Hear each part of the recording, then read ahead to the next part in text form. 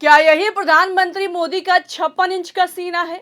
क्या मोदी और शाह अभिजीत दीपके से कांपने लगे हैं? अगर नहीं तो फिर क्यों अभिजीत दीपके को खुली धमकी दे रहे हैं? दोस्तों, खबर है कि खुद मोदी और शाह ने अभिजीत दीपके को धमकी दी है। दीपके को धमकाया जा रहा है कि वो भाजपा में शामिल हो जाएं, लेकिन भाजपा ने धमकी देकर एक नई जंग छेड़ दी है। एक तरफ कॉकरोच जनता पार्टी ने साफ कह दिया है कि 20 जुलाई से भी बड़ा आंदोलन हो सकता है, तो वहीं दूसरी तरफ अभिजीत दीपके राहुल गांधी के साथ खुलकर खड़े हो गए हैं और अमित शाह से इस्तीफा मांग लिया है।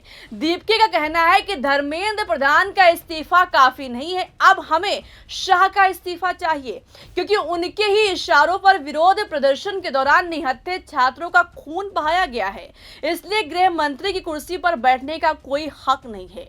तो अभिजीत दीपके ने अब मोदी और शाह के नाक में कैसे दम कर दिया? इधर सीजेपी ने धमकी दी और उधर आखिर क्यों शाह के खास नेता और भाजपा प्रवक्ता शहजाद पूनावाला ने अचानक भाजपा के मुंह पर अपना इस्तीफा फेंक दिया, आपको बताएंगे।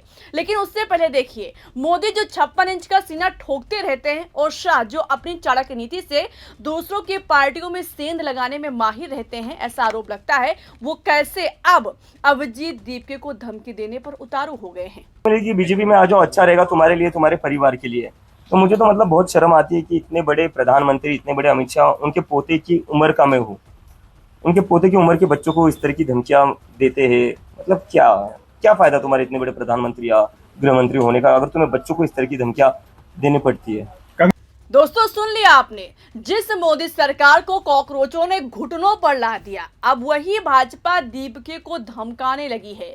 अब कह रही है कि अगर अपना भला चाहती हो तो बीजेपी में शामिल हो जाओ, परिवार की खैरियत अगर चाहती हो तो बीजेपी में शामिल हो जाओ। इस तरीके की धमकियां भेजी जा रही है। अभिजीत दीपके का आरोप है कि धमकी कोई और नहीं बल्कि डायरेक्ट मोदी और शाह की तरफ से भेजी जा रही है। अगर दीपके का आरोप सच है तो एक चीज साफ है कि एक अकेले अभिजीत दीपके ने मोदी सरकार की लंका लगाकर रख दी है।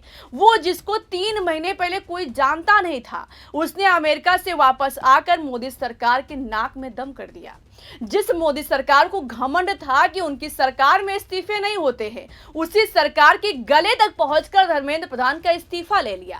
अब सवाल है कि क्या मोदी और शाह कॉकरोच वालों से इतना कांप रहे हैं कि किसानों, युवाओं और महिलाओं का दर्द सुनने का उनके पास समय नहीं होता है, लेकिन दीपके को धमकी देने की फुर्सत है। मगर धमकी देकर शाह ने अपने पैरों पर कुल्हाड़ी मार ली है। दोस्तों, खुद अपने लिए गड्ढा खोद लिया है। अब अभिजीत दीपके ने क्लियर कह दिया है कि जनाब, धर्मेंद्र प्रधान का इस्तीफा नहीं है काफी, असल में अमित शाह का इस्तीफा होना है बाकी। एक तरफ इधर राहुल गांधी जिस तरह से छात्रों के साथ पुलिस ने बर्बरता की सारी हदें पार की है, उस पर मोदी के चाणक्य को सदन से लेकर पीसी में घसीट रहे हैं। साफ कह दिया है कि जब तक निहत्थे छात्रों पर बर्बरता करवाने वाले का इस्तीफा नहीं होगा, वो शांत नहीं बैठेंगे। तो वहीं दूसरी तरफ जिस अभिजीत दीपके ने मोदी सरकार के नाक में दम करके धर्मेंद्र प्रधान का इस्तीफा ले लिया, अब वही शाह के पीछे पड़ गए हैं।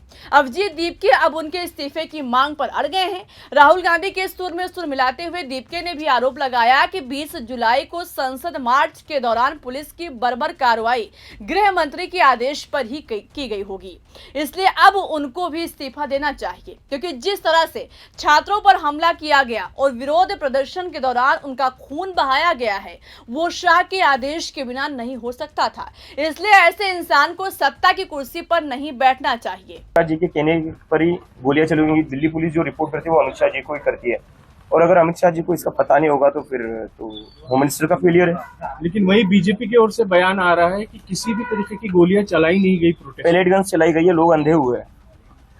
पैलेट गन्स मैंने खुद देखी चलाते हुए, हॉस्पिटल में क्रिटिकल थे वो पेशेंट्स, और गोलियां क्या नहीं चली। बिहार में क्या हुआ है? AK-47 बिहार में क्या हुआ? AK-47 किसने चलाई? किसकी सरकार है वहां पर?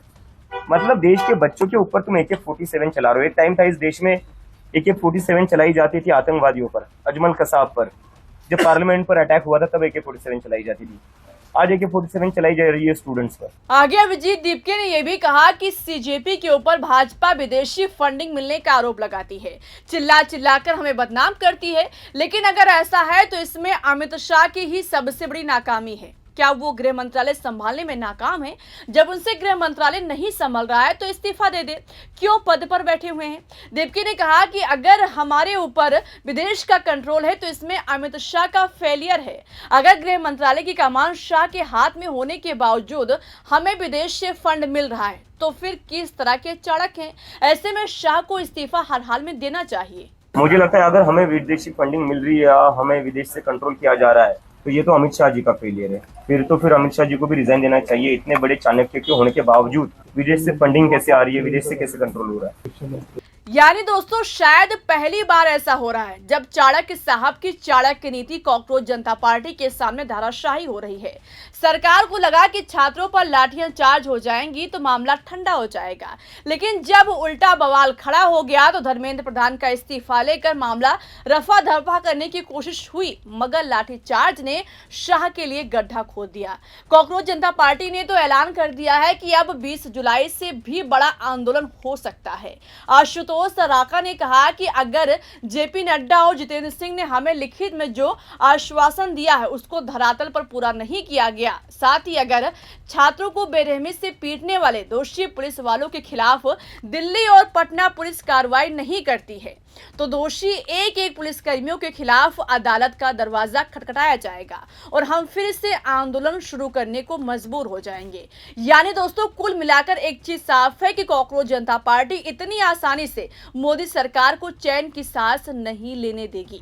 छात्रों की आवाज दबाने की कोशिश अब मोदी सरकार के गले का फांस बनता जा रहा है। अब विपक्ष से लेकर कॉकरोच जनता पार्टी अमित शाह के इस्तीफे से नीचे बात करने को तैयार नहीं है।